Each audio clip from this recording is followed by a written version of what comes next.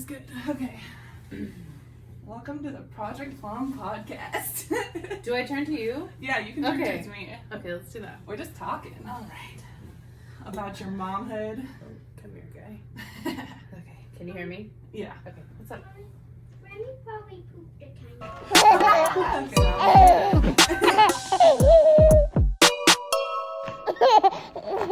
Yes. Welcome to the Project Plum Podcast. Hi. Thanks for having me. Thank you for being here. Do you want to introduce yourself a little bit? Yeah, I'm Chloe. I am 34 years old. I am a stepmom to two kids who are in their teens. And then I have my own 6-year-old. Oh yeah, she's 6. I thought she was 5. 6. Oh Just my turned gosh, 6. yeah, in February, right? Mm-hmm. Yeah. Yep, Wow. just turned 6. Flying by. I know. So I have a 17-year-old, I have a 14-year-old, and a 6-year-old. Oh my gosh. Pretty crazy. Yeah. My husband was previously married. And how is that? It's good. I mean, I feel like I got the good end of the deal here. You know, Yeah. I get the You kids got and the your guy. man. Yeah, I get it all. I feel like I got it all. So we always talk about how, you know, it's unfortunate that it didn't work out for them just because of the kids and like, you know, they wish they could have, but I'm so grateful that it didn't because. And you began being their stepmom. How old were they when you entered their lives? Shelby was 8 and Okay. Caden was 5. So he was almost 6. He was like 5.5. And it's been 9 years Yeah, that's that crazy. Chase and I have been together. Yeah. Yeah, that's wild. Time has flew by. Yeah. And so now Shelby's going off to college. Yep. And so you've been stepmomming for quite a long time. Yeah. 9 years, a decade. It's a crazy. long time. It feels like nothing and everything all at the same time. When you guys entered in like a partnership, you guys probably obviously talked about how you were going to be a stepmom to his kids if you guys got serious. Right. How did you kind of delve into that? Did you feel like you were immediately good to be a stepmom and you just felt like really good in that role, or did it kind of warm up? Well, I've always had like a really nurturing personality. Like I've always loved babies. I remember being like a first grader and seeing the kindergartners and being like, oh my god, I want that kid. You know, like I want that kid to be mine. Like I just love kids so much. So I've always had that nurturing energy, you know, mentality, all of it. I just love it. I love kids. I love the innocence. I love the simple, you know, no drama. It's just, they're just who they are, and I've always loved kids. I always knew I wanted kids. At one point, I thought I wanted like 10 kids. That's crazy. Like tons. Like if I could just continue having children forever. As That's someone how who I like didn't want any kids, I always said I was gonna have 0. Right? That's Really? I don't wild. think I even knew that about you. That's crazy. Yeah, I always never wanted children. I always told my parents they thought they were never gonna have grandchildren. Yeah. Because my brother is 30 and still doesn't have kids, so they thought they were just gonna be grandchildren. That was actually the same with John. With Yeah. Trevor's dad. Yeah, he said he accepted. He just accepted never gonna be a grandpa. But now my parents and him have their first grandchild. It's so exciting. Yeah. My sister also said she never wanted kids, and she had a child at like 17.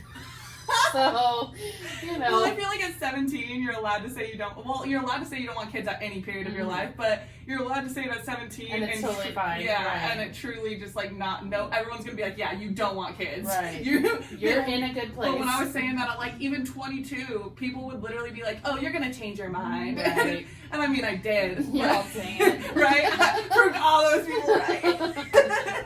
Like, gosh dang Oh, it. that's funny. And now I have a mom podcast. Right. It's like your entire life. It literally consumes you. Yeah. Changes you as a whole human being. Totally. Well, I feel like I've always had the desire. Always. That's like, you're one of the always. best moms I've I ever appreciate that. seen. in my I life. feel like I fail every single day at something pertaining to moms. Now the Yeah. baby toy. Yeah, I feel like I fail daily, so I appreciate, you know, other people's outside opinion. It kind of helps me feel like I'm not doing such a horrible job. I think as moms, we always feel like we could be doing better. It's the you mom know? guilt. Yeah. It is, and I have it super strong. My And- mom but- had it. I have it big time. And I know I wanted to talk about this actually later. And I do want to talk about like the stepmom and like actually answer that. But side note is that I love the way that you explain things to Reese. Reese is her 6-year-old. It's so awesome to see you actually like explain what's happening and her feelings, and you never leave her in question, which I really respect and I value, and I really want to bring that to Remington. Yeah. Because I think that's awesome when she's confused or she's sad, or just like today they show up and Reese forgot her toy, and you had to explain, like, it's your responsibility to remember something. But I'll try. I reminded you, like, do you want to bring something? And I asked you, and you forgot, and that's on you. Yeah. But next time, I'll try to remind you. Yeah, like, exactly. It's as simple of, like, explaining something so they understand, and they take that responsibility, and they grow from it, and then they learn. And I feel like that uses both sides of their brain so well, because it's their nurturing and the nature, and I like that a lot. Absolutely. Two-part answer to that. One, I explain things to her in pretty good detail, and sometimes my husband's like, hey, that's too much, she's not going to understand you. One, I want to encourage her to think and get through, like, listening to what somebody's telling you, but also remember being a kid and your parents saying, because I said so, that's not satisfying. You don't feel like you're going to get anything from that. No. You feel like you're put in this little hole and you just have to stay there. And you're a kid and your feelings are invalid. Yeah, exactly. And so I want her to know that, you know, she is a huge, important part of my life, but she's not my only part of my life. And sometimes, this comes to part two, if you're not taking care of your own stuff at some point, I can't do it all for you forever. Yeah. You know, you have to learn responsibility for the things that you have to have in your life. If you have to have, you know, your blanket a certain way at bedtime, learn to do it. Yeah. I'm not going if to that do makes it. you feel better, then you need to learn how to emotionally do Exactly. physically do that to handle Explore your all emotional those being. things that you love. Explore it all. Be who you want to be. If you want to be uptight, anxious, stressed out, want all these things to be perfect your way, go ahead. But I am not responsible for yours. I'm responsible for mine. Yeah. You know, whatever I want and I need for my life, I take care of. And you're responsible for her well-being in the sense of you need to make sure she's fed, you need to make sure she's bathed, you need to make sure she sleeps at least somewhat. Yeah, school, everything. So, like, you can't always be expected to handle all of it. And I really try most days to give her a little of my time, even if I'm, like, super busy. I try to give. Sorry about that.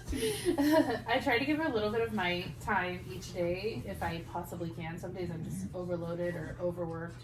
Yesterday I needed a mental health day, so I just literally lay on the couch. I was like, go entertain yourself. But for the most part, I try to, like, either play Barbies or do a coloring activity or something like that to get her, go for a walk, take the dogs, whatever. I try to do something with her, but I also remind her, I don't just parent you. Like, it's not just you that I have to take care of. I have to take care of myself.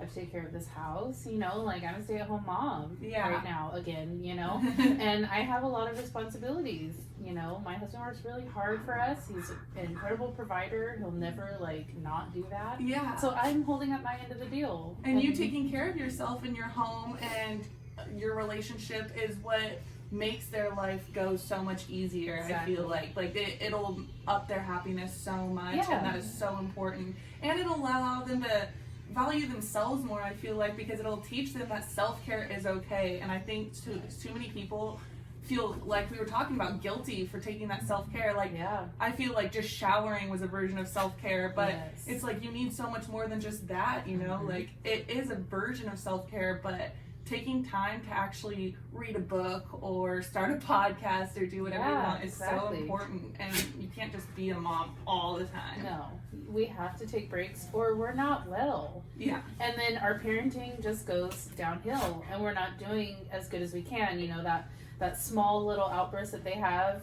you know, on a good day, you handle it totally fine. But on a bad day, when you haven't taken any time out to do something for yourself, you explode and then you're like, damn it, I wish I wouldn't have done that. Exactly. Like, why did I do that? Well, let's see, the last week you haven't literally done anything for yourself because everybody's got practice or they have school or they have a homework assignment or somebody's hungry or this or that. Or even Remy, who's just 7 months old. Like I said, for the past week, he hasn't been napping without me. And nap time is usually when I get things done for myself. I'll read a little bit or I'll watch a show on Netflix or just something. I'll clean the house or whatever I need to do. And when it's always constantly he has to be strapped to me or I have to nap with him, it's so exhausting and I feel myself getting grumpier and I have to ask for help sometimes. And I think that's what it comes down to, is knowing when your breaking point is about to happen, Right. before it happens. Yeah. And I think that's so awesome. And I mean, I've failed on that 1,000 times. I fail at that all the time.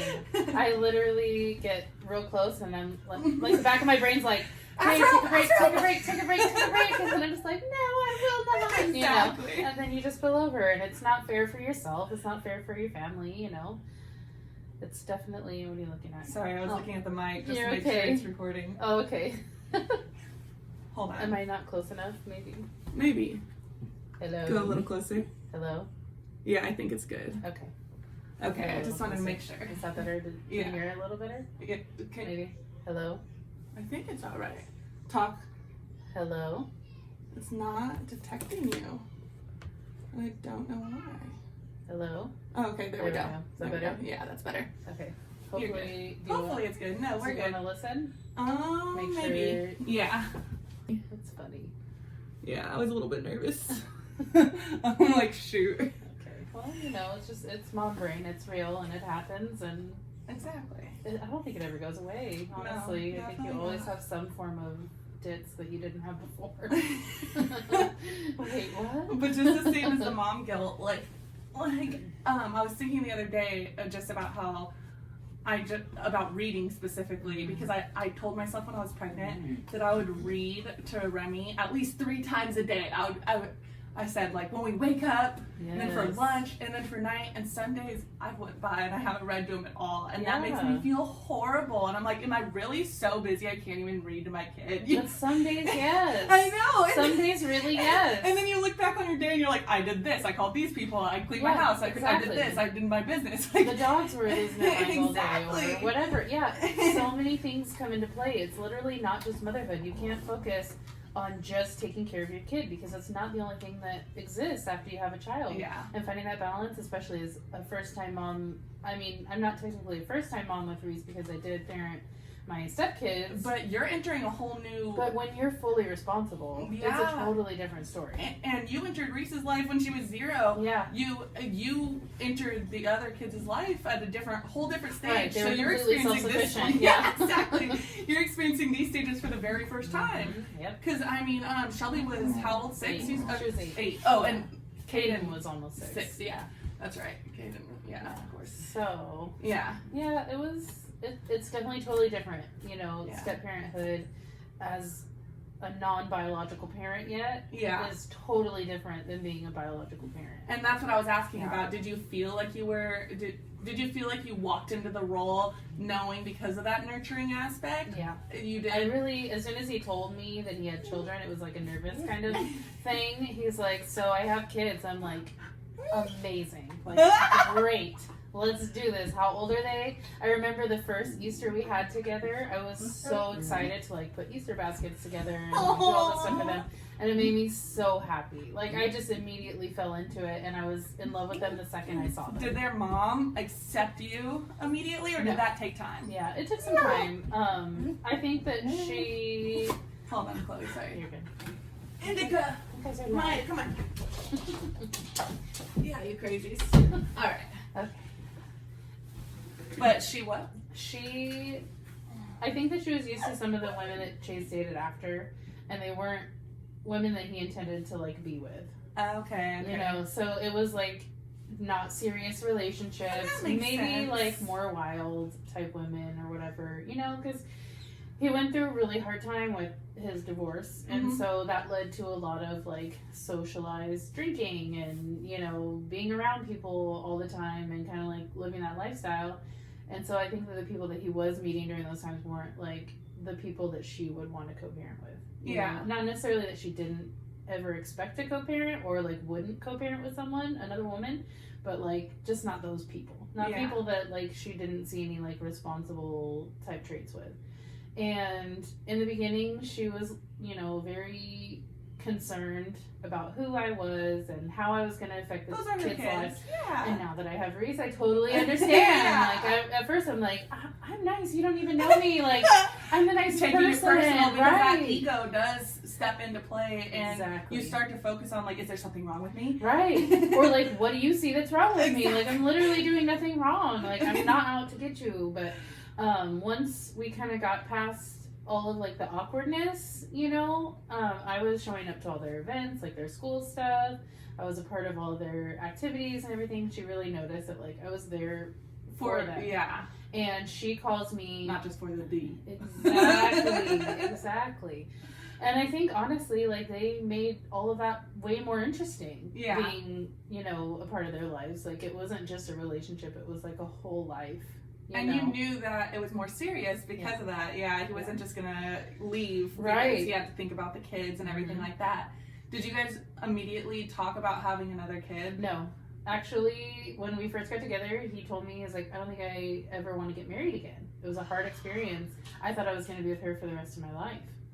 Yeah. And it doesn't work out that way sometimes. And so that really... So I don't want to repeat it. Yeah, he's like, I don't know if I ever want to get married. Like, are you going to be okay with that? And I thought real hard, and I was like 25, and I'm like, you know, I guess, like... That's a hard decision to make at 25. Yeah, I'm like, I guess I don't need it. Like, I guess it's okay, like, as long as, like, we're together. We can be together. Right. And he's like, I really don't want to have any other children, because I'm afraid of if we split up, I have to lose another kid that's with me all the time. Like, that was the hardest part of the divorce. Obviously, losing the relationship is hard, but when it comes to your kids, like, if you have to share custody with your kids when you're used to seeing them every day, could you imagine, like, that adjustment period? It's like a nightmare to think about. Like, I don't ever want to think about, like, not having her with me for a couple nights a week or whatever because we split up or whatever, you know? So it was really, really hard on him, very traumatizing. And he was under 30 at the time, too, when we met. So he's still really young as well. He was a young dad then. Yeah. I didn't realize Chase was such a young dad. He's only 37. Oh my gosh. And Shelby's 17. Oh my gosh. So he was 20. a dad at 20. That's crazy. Yep. Especially for a guy, like, to step into that role. That's wild. But that's why they got married, they said, because they knew they wanted to start a family young. They wanted to do it young while they had all their energy, all their, you know, excitement for life. I think it was just, you know, that kind of thing was driving them towards it, and that's what really, like, pushed them into that. Which I think is super cool, because I do look at, I mean, I take so much inspiration from your guys' version of parenting. Like, I look at you guys, and I'm like, oh, I love how they feel so open to talk to you about things, and for sure. they want to come to you guys in certain like ways I've never seen kids want to go to their parents, you know, and they like just mention it and things I wouldn't have gone to. Like, well, maybe my mom, I feel like I've always been able to tell her anything because I had so like, much stuff from her. Really? I had some things, not much, but yeah, no, I totally agree though. When you think about it, like, kids aren't like, hey, my parents are also my friend, you know? Like, it really isn't like and that. It's not that you guys just step into that friend role, because I want to make that clear that you guys don't just sit there and like do whatever you want. Right, here's a beer. Exactly. Let's chill. Shelby's like the most like just polite, responsible. Just, it's crazy how just well-mannered she is and what a good person. Like, just a good human being. And it's the same way for Kaden. Yeah. Like, I don't mean to throw Kaden under the bus. No, I know. But, yeah, just like Kaden taking my mom's plate. Yeah. Or just simple things that don't, like, people don't even think about, but they just take on that responsibility, and it's really beautiful to see. And then they're also cool. You know, they're not, like, sheltered and like isolated. Exactly. Right. Like, they're so fun. Be silly, play. Exactly. That's exactly what I want to take the inspiration from and raise my kids to be. I can tell you right now, it created a very pleasant environment in our home.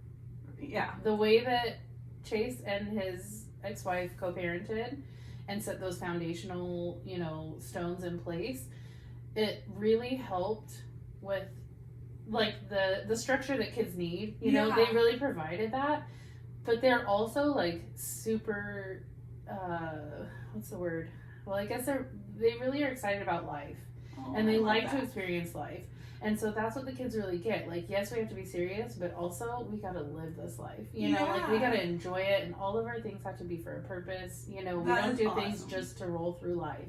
We do it because we love it and because we want to work for it and earn it and be satisfied when we do. Yeah. So it's really cool, and I think that I've definitely brought an emotional aspect to the relationship, or not relationship, but with the children. You know, like their upbringing. I am like the emotional person in the little trinity that we have. Yeah.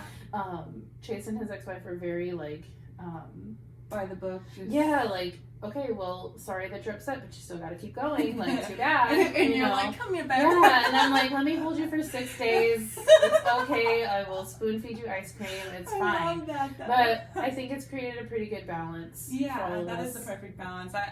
I'm Trevor and I are both kind of just like the same way, just like whatever, you know, but I do feel like I'm definitely more nurturing in the sense that I never want to let him cry it out. I always want to hold him. Yeah. And, you know, it is there is a good balance. There is, and it's important.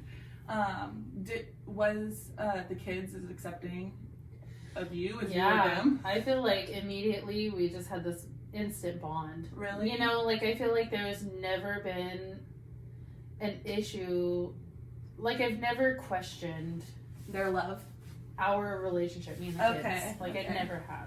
I know that like everybody goes through hard times. Everybody has situations that, you know, there's misunderstanding or there's something that somebody does that will upset you. That's life, you know. That's with every relationship you have. But I've never doubted, you know, their love for me. Like Caden is a giant, and he just still like hops up off his bed to come give me a hug if I'm leaving. You know what I mean? Like he can't like not do that. And same with Shelby. Like she's got to like hug me and always kiss on, you know, this side of my cheek. What side is my right side of my cheek? And if I try to turn this way, she'll like dodge it and go around to it's her thing. Yeah. So I love that. I love having those things that you can count on. You know, little expect moments that are just your guys'. I dropped Caden off at football practice last night, and he hugged me and said, "I love you," out of the car. Like he was like standing out of the car. He's like, "All right, I love you." And this is a 14-year-old boy. Right, exactly. Yeah, that is awesome. So, that is amazing. I definitely there was never any issues there. You know? Did they respect your boundaries, or not your boundaries, but respect your rules and your parenting? Because I know that some kids will treat it like a babysitter, you know, as they get into the stepmom. It's like, oh, this is I get to get away with this, you know. Well, I think a really big difference in my relationship from their parents' relationship is that I'm not their parent. Oh, yeah, true. So I am a parental figure. Their mom calls me a positive female pillar, which is so sweet. You know, like it's something I would have never thought of. For positive female. Yeah, in their life. So like I'm like this. I take that as like I'm a support system. I love that. Like I'm kind of just like this middleman who's like, okay, well, yes, your parents have this stuff, and I'm here to like help you get through it. Yeah. You know, like this is what they want, and I'm helping you get through it while helping them accomplish what they want with you as well. You know. Yeah. So everybody's kind of. Have they ever went to you in a situation where you felt like you should go to the parents, but you? Like, you know, but you didn't want to. I think I always break have. That trust. I think I always have gone to the parent. I think they understand that their parents are going to find out about pretty much anything. Yeah. They kind of always know that, so it's not like they ever really try to hide anything. But they'll tell me, you know, something. I mean, I can't even think of an exact situation, but like, okay, so Shelby was kind of upset that Chase had been getting on to Caden about stuff, you know, like, hey, settle down, do this, stop this, you know, you're bothering me with this. And then Reese would be doing similar things, and she's just like not hounded as much, I guess. Like she felt like he was getting more of it than Reese was. Okay. And so she would come and be like, hey, I don't like how that happens, you know, like Reese literally doesn't get in trouble for the same thing that Caden's always getting like talked to about. So, you know, that's something that we need to talk to your dad about because he needs to understand. Is he crying? I think we're good. Okay. So I would tell her, you know, we need to talk to your dad about this. This is something that he needs to know because I feel like communication is a huge thing. Oh, communication is everything. It's so big and in so relationships important. And parenting and everything. 1000%. And if you're not being honest, if somebody hurts your feelings and they care about you and you know that, you know, our kids know that we care about them. Even if we are a pain in the ass sometimes, they know that we care for them more than anything. So they know, well, they don't know, but I think kids should be told, you can come to me and tell me, and I'm not going to be offended and hurt that you had a problem with me because I'm not perfect. Yeah. And I'm going to make mistakes, and I'd rather you tell me and what's you getting wrong. hurt at someone displaying how they feel about what you're doing is, again, just your ego talking and telling you something's wrong with me. Like, and it's it's a self-defense mechanism. Yeah, exactly. And so actually being able to look at what you're doing to hurt that person is really, really mature and an awesome thing to learn. It's important. And I think that that's one thing that society just lacks in general. We're so defensive and so 100% hurt by somebody saying that we hurt them. Like, yeah. we have to explain it away and say, oh, well, you're too sensitive, or you're too this, or you got to deal with it, and put it back on that person instead of just hearing them and being like, hey, like, I'll do better. Exactly. By you because I care for you. And my parents are, I mean, my family, all of us just call each other out for things. Yeah. And at first, I was super sensitive to that, you know? And whether my brother or my dad or no matter who it was said something to me, I would take it personal and just feel like I was getting attacked. Yeah, and, I did too. Yeah, and it's really, really hard to just be like, oh, wait, okay, maybe I am kind of like this way or that way. Or even if I'm not, maybe I could word things in a different way or do things in a different way so they don't perceive it that way. Exactly. And it's so hard. And people think of it as control, but not necessarily.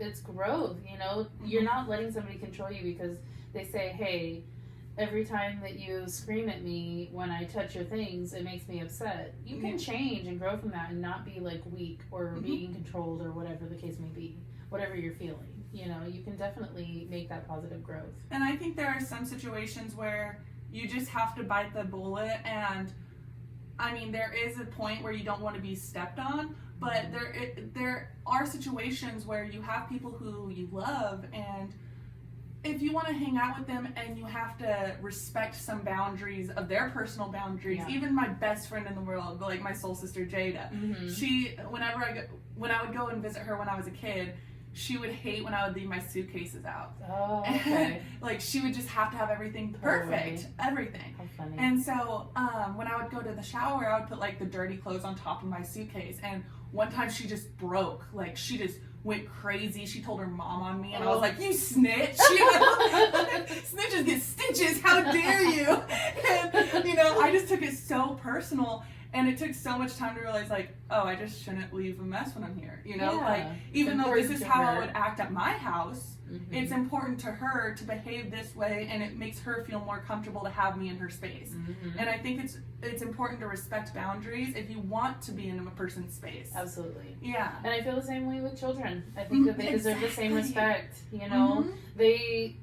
If they don't want to hug or they don't want to, if they want to, like, Remy will randomly just start screaming, but then he starts laughing, you know? Yeah, like, ah! exactly. And it's like, I'll just yell back at him. It's like, sometimes you just want to yell. Yeah, you just want to be loud. This is the time, you know, when he's little to be crazy and loud and, you know, full of himself, because once we get older, we're in this control so much as we get older. We have to fall in line and behave, or we get in trouble, or we're...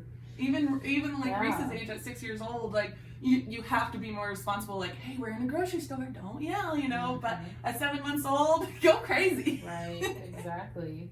I hear you, and I feel the same. Like, I was maybe a little more controlling of Reese when she was younger than I feel like I am now, just because I wanted to set some foundational guidelines. Like, and we all change and grow throughout parenthood. Yeah, and I didn't want her to be completely wild, because I knew that was going to stress me out if I took her somewhere and she was just like, you know, pulling stuff out of drawers and making big messes and stuff just because she thought she could do whatever. So I was really, you know, like, no, you got to do this, and here's your stuff, this is your toys, you put and that is important too. And it really helped, because now she can kind of like navigate things a little bit better, and she kind of knows what's wrong and right. But then, Reese is awesome. She puts away the toys. She helps clean up.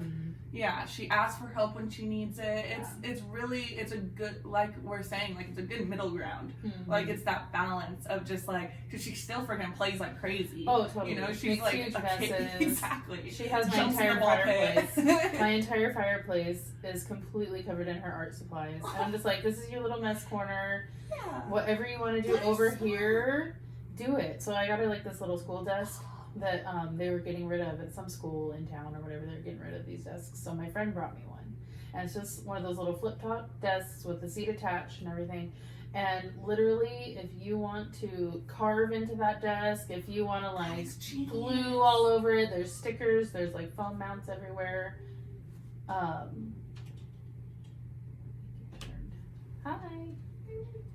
What's you going need on? us? How's Remy? He's in The room. With you? Okay. As long as you guys are in there, you're good. My little 6-year-old debut. What's up, Mama? Say hi, Reese. Hi. On the microphone. Come here, you can say hi into Clarissa's. Can you say hello? Say hello. Hi. Are you okay? Thinking about Oh, I think like respecting people's spaces. Yeah. And I think it's important to respect kids' places because they're people. And I think all too often parents raise their children, at least the generations before us. I think it's so much more common for parents to raise their kids as like little beings that don't have feelings and aren't experiencing traumas or just joys. stick them in front of a screen and Right. then just turn away. Right. And I think that's a huge thing right now. Which, I mean, I don't mean to throw any mom under the bus because I use obviously, screens, yeah. not often, but you know, Yeah, she likes to watch while she plays. So she'll like get inspiration because she is an only child at her age yeah. in our house, so she doesn't have like a playmate. So she'll look and like get inspiration that way, like see how other kids play with their toys. And that's what we were she'll talking play. about is what I think is brilliant is writing in the desk or being able to make whatever mess you want in your space because as long as you know that's your space, like I was so irritated I follow obviously a bunch of moms on Instagram to just like get inspiration or just people I relate with, and I remember there was this one I had to unfollow. She just would talk about how you can't, her kids weren't even allowed to decorate their own rooms. And I was just flabbergasted that that's actually a thing. I mean, I wanted to paint my room yellow and my mom didn't let me, so I know it's a thing. Right. But I could still hang up posters or do whatever, and it was my space, you know. I liked that was my space, even if I couldn't paint it the color that I wanted. I was always able to hang up pictures and posters and things that I wanted in my room, that's for sure. I mean, I didn't get to like spend all the money on like the furniture or accessories that I wanted, but if I saw a picture I wanted, I could totally put it up. And like I think it was like once every like couple months when we would go to Walmart, my parents would let me freaking pick out a poster. Oh, okay. And because the posters were $5, right. so they would let me pick out a poster, and I loved it. You know, they had those big old like slots where you could slide all the posters, and I thought it was my favorite. Yeah, exactly. Yeah. But did the kids take to Reese like when you were pregnant and they found out you were pregnant? Did they feel like they were being replaced at all? I don't think that either of them felt like they were being replaced. Okay. Shelby was fairly excited. Kaden was a little nervous when we first told them. They were like, what? And I'm like, are you excited? And Kaden's like, smiling, the biggest smile. He's like, no. That's kind of creepy. I'm not. And I'm just like, what did I do? You know, what have I done to everyone's lives? And, oh my gosh, those dogs. Yeah, for real. That was like the top of the ceiling. That's crazy. So the reactions were like, probably just more nervous and like not sure what to expect. Which I think is understandable. Yeah, they'd never been through that experience before in their lives. I mean, I had a baby and I was like, oh my gosh, what do I expect? Right. You know? It's hard to navigate that as an adult. You're right. So as a kid, I'm sure it's even more like, I don't know how I feel about that, you know? Yeah. But shortly after, Kaden started getting really excited and hoping for a brother because it's the toy. I was like, are they crying out there? So Kaden was really excited for a brother because his sister wouldn't play with him the things that he wanted to play. So he's, as the younger sibling, would play Barbies with her or, dress up with her. And then she would say, if you play this with me, then I'll do whatever you want after. But then she would never follow through. So that always made him mad.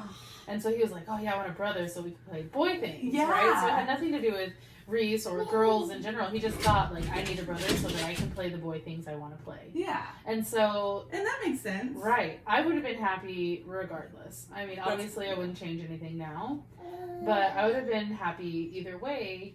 And I just knew that I was going to have a girl. Like, I just knew it. Instinctually? Yeah. I worked for the school supply, the local school supply store in town when I met Chase. And I was there for, like, oh my gosh, like 8 years or something like that. Like, something ridiculous. And So you, like you said, you've always been nurturing. Like, between working at school supplies to working at the hospital taking photos of newborns to working for the school taking pictures of the kids, you've always just been around children. Yes, I gravitate to them. Okay. It's definitely, an interest of mine to be with kids. Anytime there's like a kid having trouble, I always want to be the one to like step in and help and like say, hey, like let's talk about it, let's go for a walk or whatever. That's so awesome. That's just so different than I am personally. Like I was never around any kids when I had Rennie, so I was so scared. And it's just so cool to see someone who just like naturally. But I'll tell you, I am not as nurturing as I thought I'd be. Like there are some days where I'm like, who are you, to myself, because I'm like, oh well, you're fine, like it's okay, get over it. You're gonna have to get over some things, not everything, but if it's a slight bump on the arm on the table, or it's not something that you need to freak out over. You can't let every little thing ruin your day. Exactly. I had a couple cousins who would just say shake it off to the kids, and they would get up and actually shake, and they thought it was the funniest thing, so then they would start laughing, and it was just awesome. Chase would do surgery if the kids got hurt. He was like, all right, I'm going to do surgery, and he would like saw their legs off with his hand. And did you get your legs sawed off? She hasn't been through much of it yet. Yeah.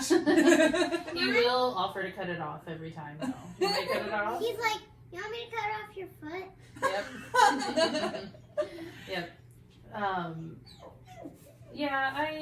I feel like I was much more nurturing when she was younger, and she couldn't really understand, okay, yes, you do have these feelings, but you can also control them.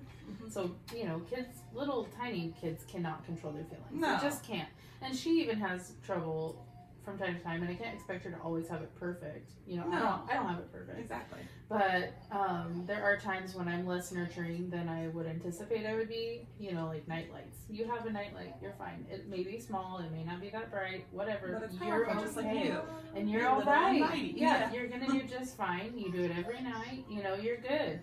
And I don't know. It's definitely different. I'm different as a mom than I thought I would be, but I really care about it still. But it's just a different kind of. I don't want to make mistakes. Yeah. So I want to make sure that I'm not enabling, consistently emotional behavior. Yeah. Because I was incredibly emotional as a kid, so I know that she gets that from me 1,000%, and I understand how it feels to have somebody being upset with you because you're upset and you can't control your feelings. 100%. So I want to help her to understand she has control.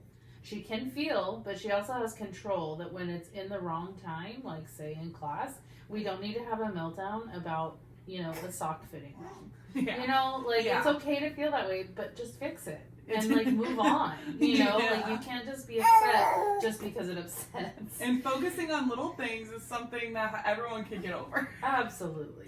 Like you were saying, that's a huge problem nowadays. Oh yeah. But how during your pregnancy, I know you had a C-section. Yes. So basically what I'm asking is like, that was, I assume, differently than you expected. I had an open mind. Okay.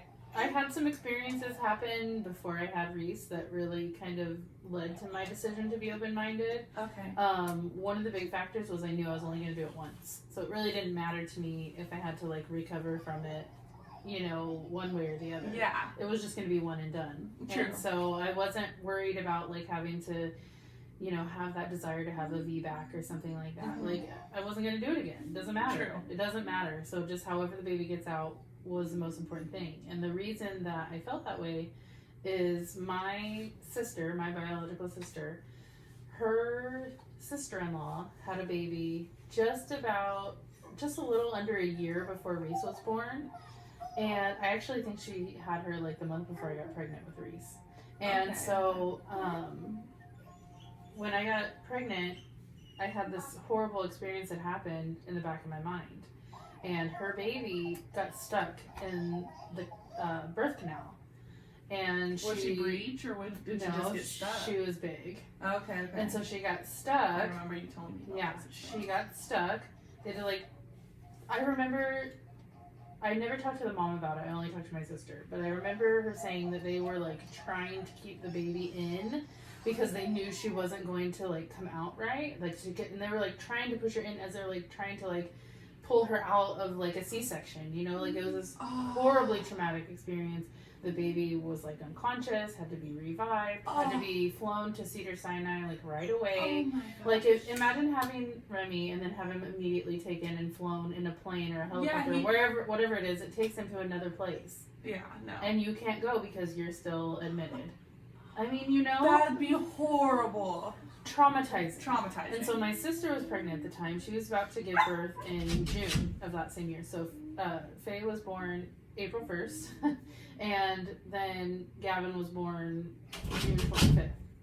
And so it was pretty close. Yeah. So my sister was pregnant and I was like freaking out about, you know, him coming out safely. I'm like, oh my gosh, it's such a horrible experience. She was anxious, you know, about her delivery. When she had my niece 16 years prior, she had a vaginal birth. Okay. But with Gavin, they was like, let's just, you know, get him out. You know, we'll just make sure that everything's good and we don't have to worry about any of that, like, issue. Because she had long-lasting issues. Yeah. And so they just decided to do that. And the doctor that she went with was ultimately the doctor that I decided to go with. Because, you know, if you can safely deliver my niece and my nephew, like, I'll trust you with whatever I need. Your family doctor. Yes. Brittany. Brittany is Gavin's sister. No, thank you. Put your hands down, please. Just look. It's a little mic cover. So I decided to go with that doctor, and she made me feel incredibly safe, and she didn't pressure me in anything. You know, she was very supportive, very understanding, and I told her, she said, do you have a birth plan? I said, no, because I trust you and your lifelong experience, your degree, your knowledge, your capabilities. I trust you to deliver my kid the way that we need to, you know, however that may be. I explained to her, oof. Is that you or is that Remy? It's Remy. Okay, I was like, I don't know. So mine was fresh. I just wanted. Good job, girl. She was pretty honest. Pretty honest about it. Yeah, at least you're gonna let Remy take the fall. There's no shame, huh? Yeah, we all fart. We all toot. Yeah, thanks. Don't fart around your dad. That's all. Yeah, exactly. Nobody farts around my dad. Nobody does? No. You do? Yeah, but nobody else. Farley does. He farts right in front of my dad. 5-year-old pit bull farts all the time. Pit bull farts are the worst. Huh? Yeah. So, let me go ahead and continue, okay? I don't know. You're the one over here in the business, girl. Well, I told the doctor that I was very afraid of that situation that had happened with Faye, and that I just trusted her. You know, whatever you think is going to work. And when she was doing our, you know, estimates every time she would measure my belly, she was like, she could be big. I mean, it's always off by like a pound either way. Yeah. But she's like, she could be like 9 pounds, and your pelvis is really small. Dang. She's like, she may not fit. And we went to 40 weeks and 2 days. Oh my gosh, I did not realize you went past your due date. Yep, I had never had a single contraction. I never had any Braxton Hicks. I never had any signs of labor whatsoever. That is wild. So since I didn't have anything happen and Reese's head was super high, she couldn't feel her at all. Like there was no chance that she was coming.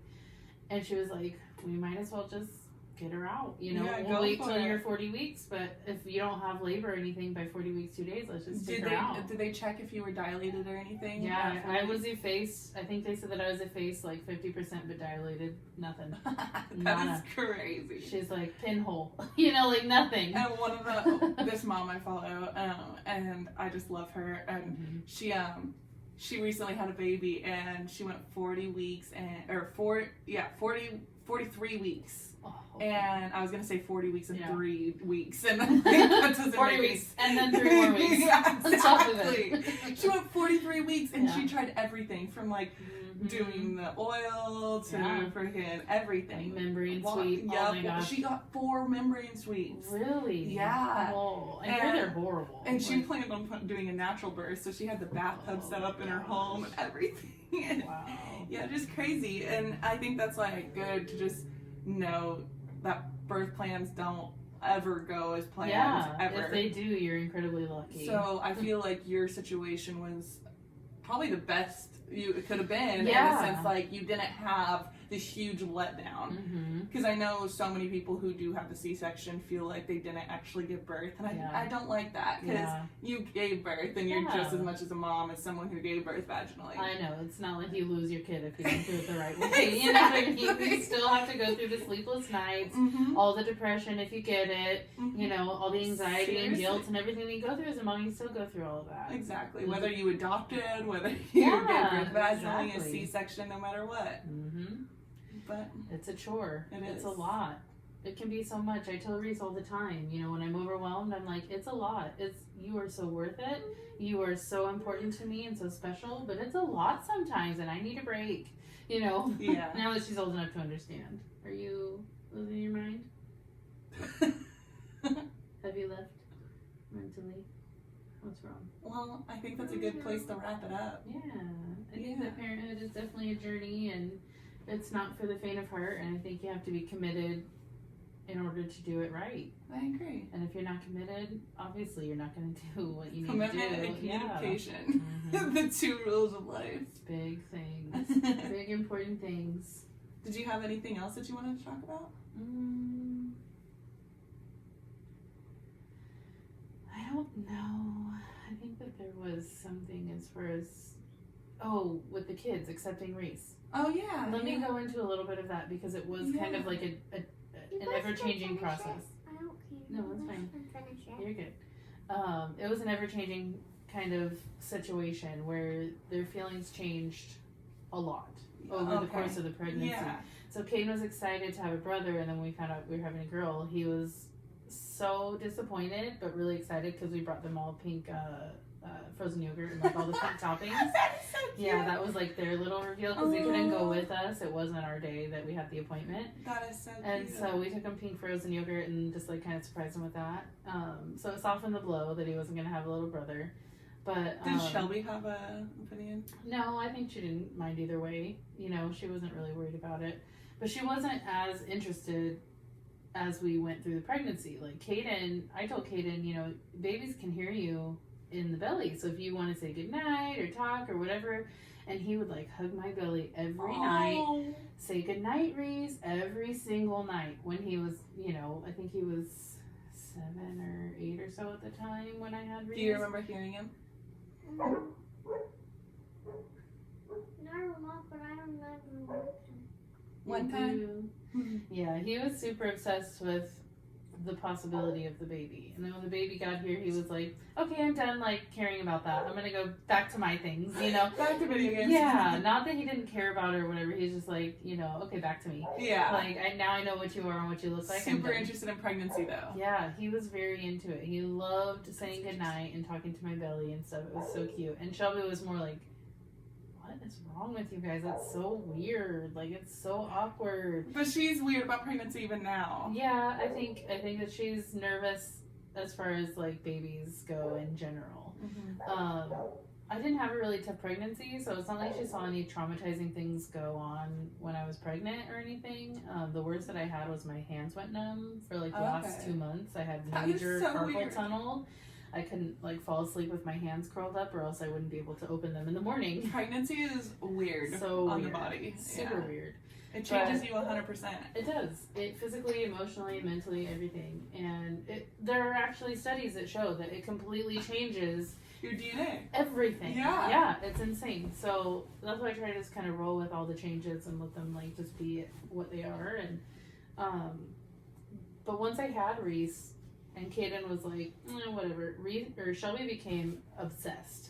Really? Obsessed. So they switched. Yeah. Super big switch where Caden was just like, the baby is literally boring. This is not fun to me. And Shelby, I have so many videos of Shelby and Reese as a little baby, and she's just like playing with her and talking to her and laughing with her. I mean, it's just So many good memories. And then now... I was standing up on the ground, and Shelby was like probably 8 or something. 11. She is 11, and well, I guess if you were standing, she'd probably be 12. She would be 12, and she What was she was doing? spinning me. Oh. She was like, I'm getting tired, stop. Oh yeah, I remember the video you're talking about. We just watched. But she was obsessed. She wanted to play with her all the time. She even like told us that she wanted to live with us more, like be at our house more, because she wanted to be there while she was growing up. That is so sweet. Yeah, and so that was like super cool. And Just now stepped into the big sister role. big time, and loved playing with Reese. You know, when we go to the park, she would always walk around with her, hold her hand, everything like that. But now that they're older, and you know, now she's like a full-on teenager with full-on teenager, you know, goals and interests. They have very little creative and what's the word? Like youth. What is it called? I don't know what you're I'm talking trying to about. think. Like they're not as interested in entertaining the creative, fun side of the kid. Okay. They're like the magic, I guess, is kind of gone. Yeah. They're getting older, The you know. juvenile kind Yes, and so they You're don't older, have. but you like to play. of. True. I will, because I love you very much. But what have we talked about? It's not my main jam, right? It's not my jam. It's your jam, which is cool, and I'll try to help you out from time to time. But it's not my goal to play Barbies for an hour and a half. Just every like day. you have to go to photo shoots sometimes and you don't always Yes. dig it. Yep. Yeah, She same kind of doesn't thing. like it either. I know, you guys need, well, yeah. She doesn't like her job either. I do. I You prefer just it. don't like And it. I also wanted to talk to you about Yeah. that too. Yeah, for sure. But just wrapping up that little bit, it's hard now to navigate their difference in age. It was a lot smaller of a gap, it seemed, back in the day when they were 11 and 8. Yeah. And now that there's 17 and 14 and 6. It's, Yeah, now they have this so own different. interest in own human beings. So then she's often like, hey, entertain me. And they're like, no. And 17-year-olds often Right. don't have the patience to try to forge that want to play and just pretend that they want to do. Can you come down? Or get back, because they're recording. I can't. You have to move one way or the I other. can't. Okay, you want me to push you back? Okay, relax. My thing So, yeah, is stuck under. It's definitely different, but it's Did he fart? Yeah, still someone smelled filled. Yeah, it's still filled with I a got lot fart. of. It was him. Even though it's challenging, it's still filled with a lot of rewarding feelings. You know, having kids who are just kind of all so uniquely amazing and wonderful and at different walks of life. And, you know, it's kind of nice knowing that we'll have a little financial break as far as college goes once Caden's done. We'll have a little few Yeah. years to kind of recoup a little bit. Exactly. Cars, Does Caden plan to all go to that. college? I don't know what his plans are. I think he says no, but I'm sure he'll He's do 14. something. He Yeah. can change. I'm sure he'll do something. Yeah. I hope that he would at least go to like a trade school or something to learn Yeah. learn something to be a professional with, you know, not to Even if he jumps struggle. into a career, I mean, I know Trevor dropped out of college Yeah. and he's in like a good career, but Absolutely. it's taken a long time And to it's get hard there. for you to get to a good position in that Mhm, type of stuff exactly. too. So as long as he, you know, I would be satisfied. I love him no matter what, and support him no matter what. But I would be happy with at least like a trade school. That way he goes in with experience and some knowledge of what he's going to be doing, and that way he's not going to like have to start. Hey, excuse me, please. He's not going to have to like stay at the bottom of the barrel for a long time and like work so hard to get, you know, in a good place in his life. But Yeah. I didn't finish college, so I can't really talk. Yeah, Yeah. I mean, I got a degree in AA, Mm-hmm. but I didn't go Yeah. past that. That was hard enough. Like, I did not We're like almost school. through. Mama, Yeah, I don't blame you. What's up? Mommy, do they have any candy? No, you're not going to get any either because you've been interrupting a lot. Oh, Yes, and you just had a Frosty. That's plenty of sweets. So Right you now, go, though. oh yeah, the Frosty. Yeah. You probably still have some Frosty left though. Maybe. No. So The next, I just wanted to, like, the last thing I just wanted to talk to you about was your business. You just started a business, which I wanted to also just throw that out there for anyone, is your photography business, which you're great at. thank you. Yeah, did you always want to start your own business or be a photographer, or what led you to want to create your own business while being a mom? Because I know that's hard. Yeah, totally. I never anticipated being a photographer for a living. I always loved pictures. Like, I've always loved taking pictures my entire life. I love disposable cameras to the little point and shoot cameras. I've always loved having a camera. That's one of the reasons why I have an iPhone, because the camera is so much better than Seriously. what I'm used to on any Android I've ever had. And everyone always says, oh, this one's so great. And then I get it. I'm like, not even close. It's not the same. And so pictures are always really important to me, to have those memories. I love looking back. That's one of my favorite childhood memories, is looking back on pictures and stuff of our family that my mom had stored, you know, even pictures of like great-great-grandparents and stuff. Like, it was always I'm the same way, yeah. so satisfying to look at those pictures and like imagine what life was like back then, and like what those people were like and what they went through. And excuse me, I'm busy. You need to give me a few more minutes. Last thing. Then go out Yeah, there. you can leave. The dogs aren't in the house. You Yeah, can go. they're all You can outside. go and open the door if you want. Okay, well then be quiet, please. This isn't a good attitude. You're gonna end up being in trouble again. Then please control yourself. You have to make the choice to be good. And let's not do that for a few more minutes. I'm almost done. We're talking about photography and then I'm done. Okay, so I'm a huge history buff too. So I didn't know that. I love history. I love Weirdo. No, totally. But that's, I think they go hand in hand. Like, portraits and things like that go hand in hand with history, because so true. it's just, you know, ways to look back on memories or experiences that happened. And thank you for wanting to live all over me, but I don't need that right this moment. I love you very much, but I don't need you to do that right I got this some minute. emoji. It's very distracting and it's taking much longer than we need to. Okay. Let's see. You were talking about history buff. Yeah, so I love history. I love looking back and seeing what things were like. And pictures really just kind of satisfy that with me. Yeah, it's the history of life. I love looking back and seeing, you know, Reese as a baby, or the kids when I first met them, and Chase and I when we first met, things like that. Like, those are such cool experiences for me to have more than once. You know, you can enjoy it while you're there, and then you can look back and remember how wonderful that was, or how hard that was, or whatever, and appreciate where things are today. And the satisfaction of handing somebody a photo that they fall in love with, whether it Which be you've themselves, done with me so many times. Just say that. Well, I love you guys, and it makes it really easy to, you know, want to work really hard. And I mean, do he's all that 7 for months old and already has a whole photo album Yeah, of it's just his amazing. pictures. It's amazing. But I love handing somebody a photo and having them say I love them. And then having them change their profile pictures or their, what are the top pictures? Oh, the cover photo? Yeah, cover photos and things like that. Having them change those to my photos. You feel so good. It feels so satisfying. Like, that's what they want people to see. That's the them that they want people to see. Oh, I love that. And it makes me feel so satisfied. So when I went back to work, it was because my husband had been just grinding so hard trying to get his business up and running, his solar and electrical business. And it was such a hard couple of years after Reese was born. He was laid off when she was 2 months old, and I wasn't working, and we couldn't afford for me to go to work because daycare would have cost my entire month.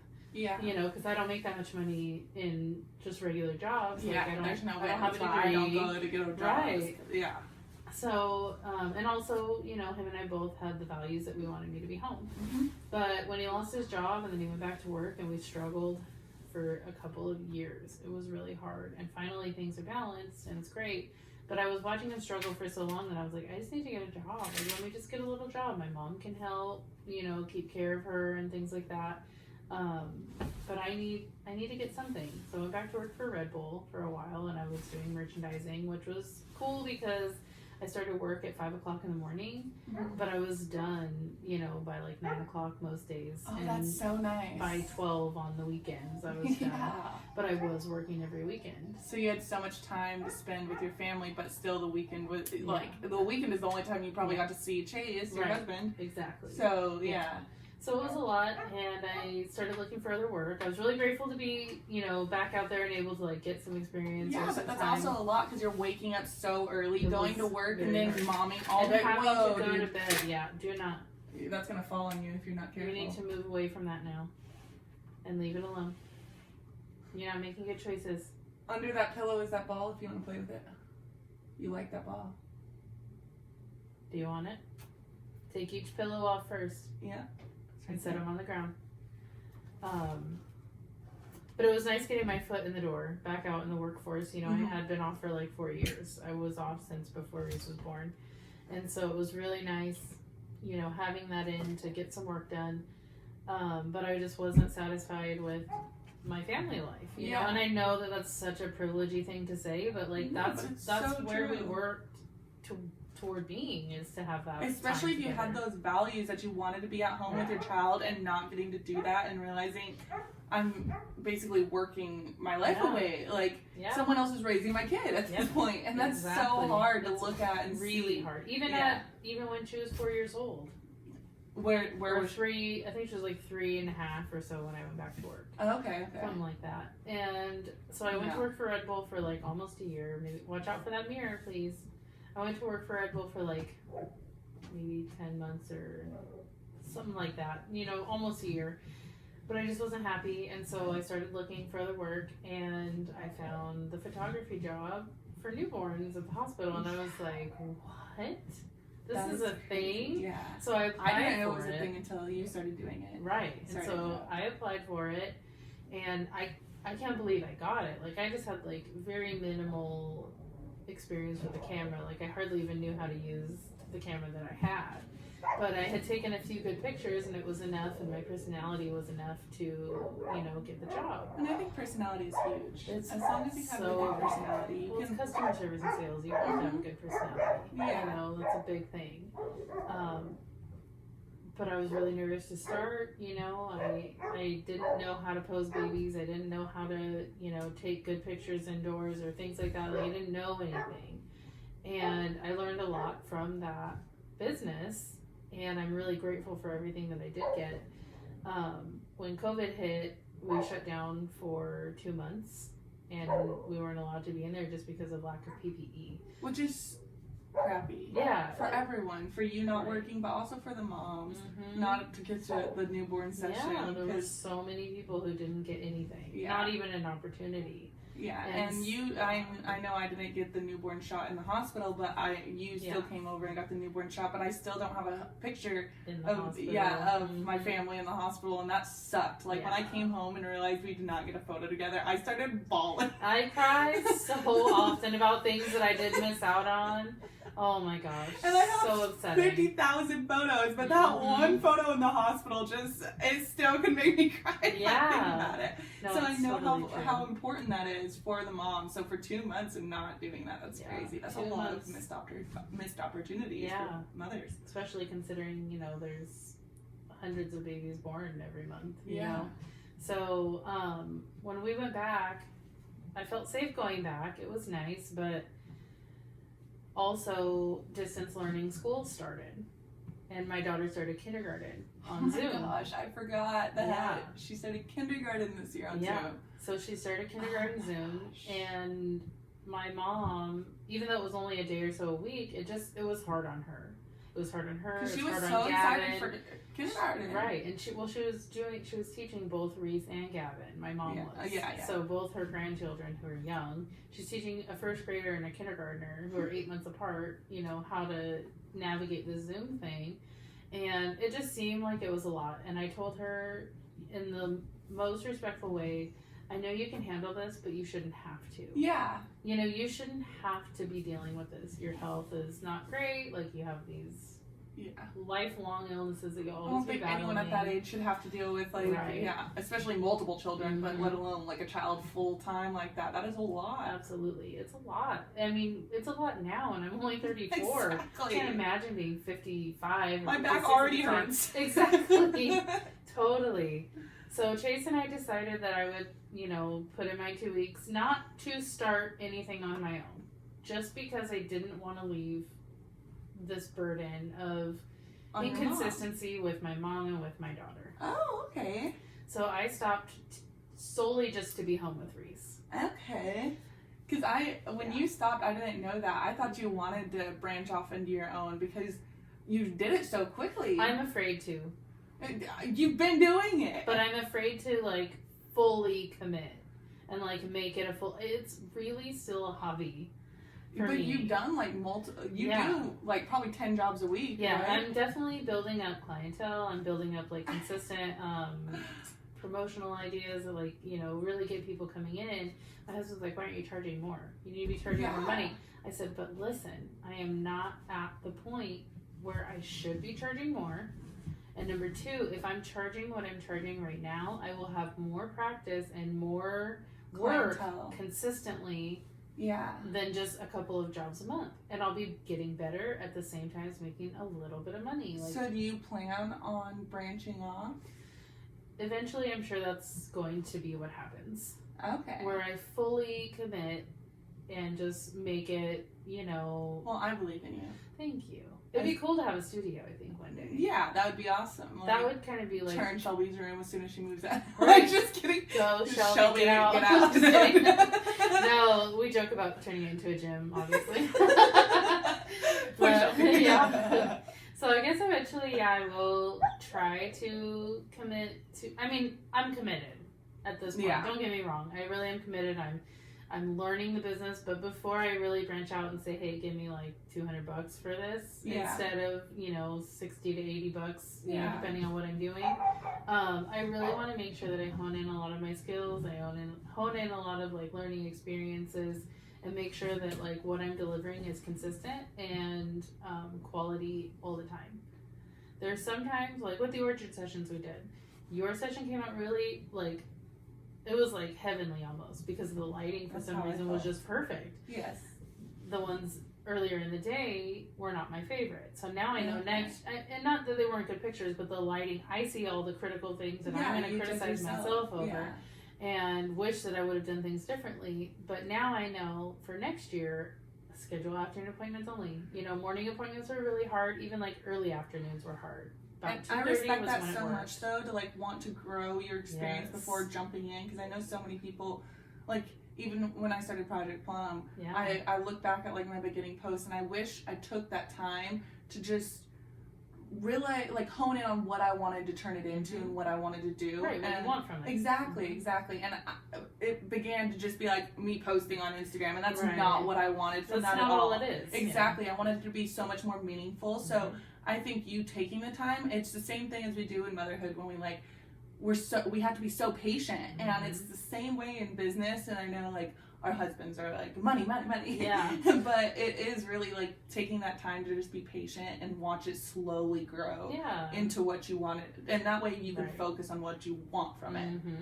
Yeah. I think that's an important quality in motherhood as well, is to let things kind of grow as they are and see where you want to be, and don't like force it to be something because you don't know exactly what shape it's going to take or what type of personality your kid's going to have. Like you don't want to like force your kid to be a type A personality when they're a type B. Exactly. Because you're going to traumatize that kid. You're going to traumatize your business if you force it to be exactly what you think it has to be. You just have to let it flow naturally, and I think that's so important. Like I read so many books when I was pregnant, trying to hone in on being that perfect mom, trying to just freaking focus. I am that perfect mom. And I don't think I used anything of what I read. Right. It's like, I think the only thing I took from was the happiest baby on the block. And that actually taught me like crying techniques and stuff. But aside from that, I read probably 6 books and I did not learn anything that I remember, you know? It's just all just like, you got this. And it's so true though, like once you actually experience it, it's that learning of just like, you're actually doing it. Totally. But yeah. It is a learn as you go, and I think that the opportunities that you and I have been given, which are such blessings and things that not everybody gets to enjoy, I'm savoring it. Yeah, same. I'm gonna savor it. I don't want it to become a chore. No. I don't want it to become something that I have to do that makes me miserable. And it's okay if there are bad days or days where you have to treat it as a chore, but to always come back and realize, like, this is what I fought for, and not everyone gets to experience this. Yep, and I get to, you know, do things in my own time and be able to enjoy my time with my kids. So you can grow and my your kid family. can grow. Yeah, absolutely. I can be a mom and I can work. You Yeah. know, and I don't have to work to support my family, which is what I'm really grateful for, that my husband is such a good provider, but I can work to help support, you know, like I can help and contribute. Well, that's a good way to wrap it up, I think. Thank you for being here. You're welcome. Thanks for having me. Yeah, of course. Awesome. That was fun. That was super fun. What, baby? That was probably my favorite podcast I've done.